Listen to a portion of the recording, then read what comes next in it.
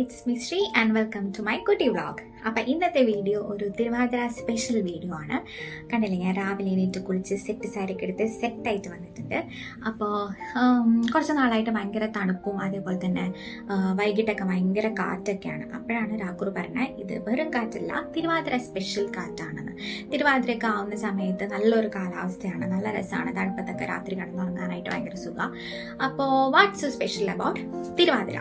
അപ്പോൾ എനിക്ക് തോന്നുന്നു ഓണം, വിഷു അങ്ങനെയൊന്നുമല്ല. തിരുവാതിര എന്ന് പറയുമ്പോൾ എല്ലാ വീട്ടിലും ഒരേപോലെ സെലിബ്രേറ്റ് ചെയ്യുന്ന ഒരു ഡേ ഒന്നുമല്ല. ചില സ്ഥലങ്ങളിലൊക്കെ സാധാരണ ഓർഡിനറി ഡേ പോലെ തന്നെ ഇത് കടന്നു. പക്ഷെ ചില വീട്ടിലാണെന്നുണ്ടെങ്കിൽ ആ പണ്ടത്തെ ട്രഡീഷൻ അതേപോലെ തന്നെ ഫോളോ ചെയ്ത് വരുന്ന ഒരുപാട് വീടുകളുണ്ട്.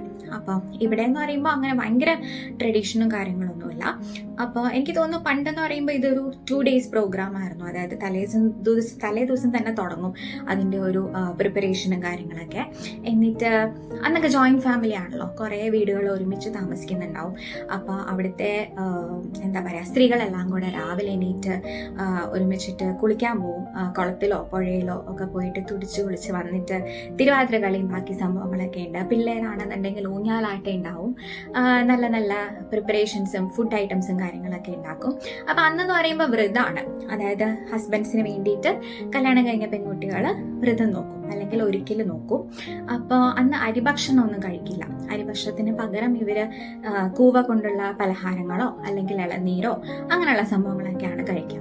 അപ്പോൾ നമുക്ക് വ്രതമുണ്ടോ എന്ന് ചോദിച്ചു കഴിഞ്ഞാൽ എനിക്ക് വ്രതമുണ്ടോ എന്ന് ചോദിച്ചു കഴിഞ്ഞാൽ എനിക്ക് വ്രതമൊന്നുമില്ല. ഞാൻ ആ ടീമിലൊന്നും പെട്ട ആളല്ല. പിന്നെ എന്തിനാണ് വീഡിയോ എന്ന് ചോദിച്ചു കഴിഞ്ഞാൽ, അതിപ്പോൾ എന്ത് സെലിബ്രേഷൻ ആയിക്കോട്ടെ, ഓണായിക്കോട്ടെ, വിഷു ആയിക്കോട്ടെ, നമുക്ക് നമ്മുടെ വീട്ടിൽ എന്തെങ്കിലും ഫോളോ ചെയ്ത് വരുന്ന എന്തെങ്കിലും ഒരു സംഭവം ഉണ്ടായിരിക്കും. ചിലപ്പോൾ ഒരു ട്രഡീഷണൽ ആയിരിക്കും, പക്ഷെ നമ്മൾ എല്ലാ വർഷവും ഇതിങ്ങനെ ഫോളോ ചെയ്ത് വരുന്നതുകൊണ്ട് നമുക്ക് അത് ഭയങ്കര ക്ലോസ് ടു ഹാർട്ട് ആയിരിക്കും. അപ്പം അങ്ങനത്തെ ഒരു സംഭവത്തിനെ പറ്റി പറയാനായിട്ടാണ്. അപ്പം എനിക്ക് വ്രതമില്ലെങ്കിലും ഇവിടെ അമ്മയ്ക്ക് നോയമ്പും കാര്യങ്ങളൊക്കെ ഉണ്ട്. അപ്പം നമ്മൾ ഈ പറഞ്ഞ പോലെ അരിഭക്ഷണമൊന്നും കഴിക്കാറില്ല. അതിന് പകരം അമ്മ ഒരു തിരുവാതിര പുഴുക്കുണ്ടാക്കും.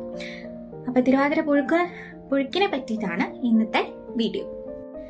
അപ്പോൾ ഈ പുഴുക്ക് എന്ന് പറയുമ്പോൾ ഭയങ്കര ഹെൽത്തി ആയിട്ടുള്ള സംഭവം. അതായത് ഹെൽത്തി ആയിട്ടുള്ള കുറേ സാധനങ്ങൾ ഒരുമിച്ച് മിക്സ് ചെയ്തുണ്ടാക്കുന്ന ഒരു സംഭവമാണ്. അപ്പോൾ ഹെൽത്തി മാത്രമല്ല, ഇത് ഭയങ്കര ടേസ്റ്റിയാണ്. പിന്നെ നമുക്കിത് എല്ലാ ദിവസവും കിട്ടുമൊന്നുമില്ലല്ലോ, വർഷത്തിലൊന്നോ രണ്ടോ പ്രാവശ്യമൊക്കെ ഇത് ഉണ്ടാക്കുള്ളൂ. അതുകൊണ്ട് തന്നെ എപ്പോഴും കിട്ടാത്തതുകൊണ്ടും വല്ലപ്പോഴും കിട്ടുന്നതുകൊണ്ടും ഇതിൻ്റെ ടേസ്റ്റ് കുറച്ച് എക്സ്ട്രാ ആണ്. അപ്പോൾ നമുക്ക് പറഞ്ഞുകൊണ്ടിരിക്കുന്ന സമയത്ത് അവിടെ അടുക്കളയിൽ ഇത് പ്രിപ്പയർ ചെയ്തുകൊണ്ടിരിക്കുകയായിരിക്കും. അപ്പോൾ നമുക്ക് പോയി നോക്കാം. അപ്പോൾ ഇതാ സാധനങ്ങളൊക്കെ വേവിക്കാൻ വെച്ചിട്ടുണ്ട്. ഇതിനകത്ത് നമ്മൾക്ക് കാച്ചില, ചേമ്പ്, ചേന, കായ, കൂർക്ക അങ്ങനെയുള്ള എല്ലാ കിഴങ്ങ് വർഗ്ഗങ്ങളും ഉണ്ട്, പ്ലസ് കടല, പയർ അങ്ങനത്തെ സംഭവങ്ങളും.